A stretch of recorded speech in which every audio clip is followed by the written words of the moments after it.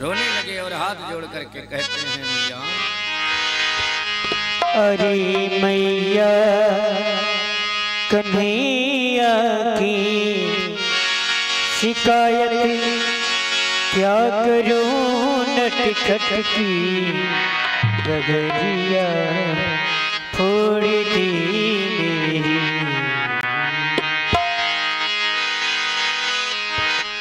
हो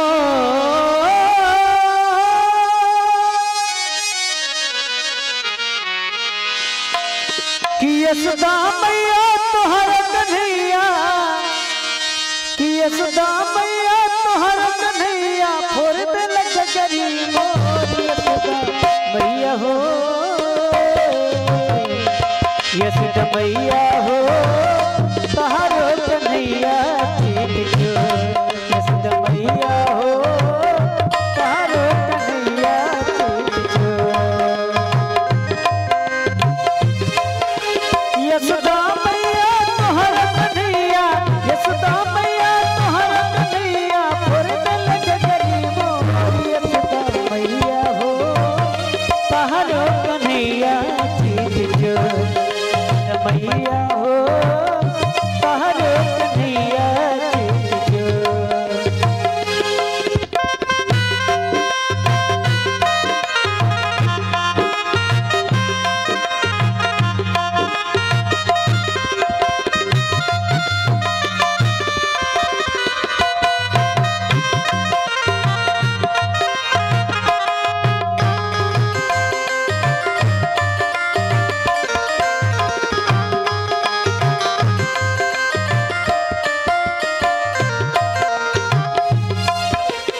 और कहती हैं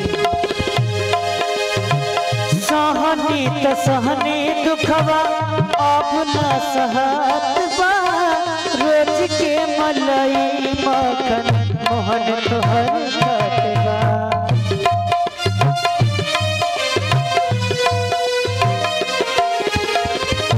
सहनी त सहनी दुखवा अब न सहत बा, रोज के मलाई मखन मोहन तोहर खटबा।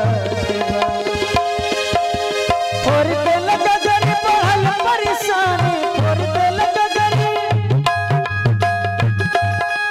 तोहरा कन्हैया बड़ी नटखट बा, फोड़ दे लगा गरी मोर यशोदा मैया हो। और पीछे के जितने भक्त हैं सभी जाएंगे, सभी लोग ताली बजाते हुए यशोदा मैया हो तोहरा कन्हैया चीत जो, यशोदा मैया हो तोहरा कन्हैया चीत जो।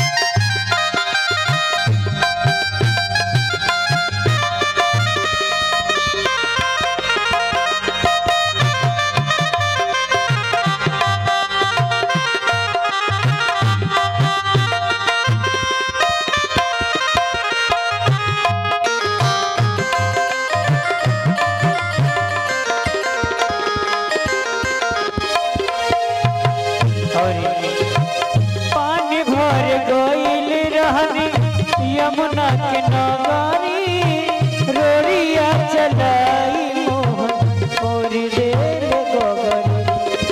पानी भर गईल रहनी यमुना के नगारी, रोरिया चलाई मोहन और देर गोगरी। कि गिर गिल पानी बढ़ल परेशानी, गिर गिल पानी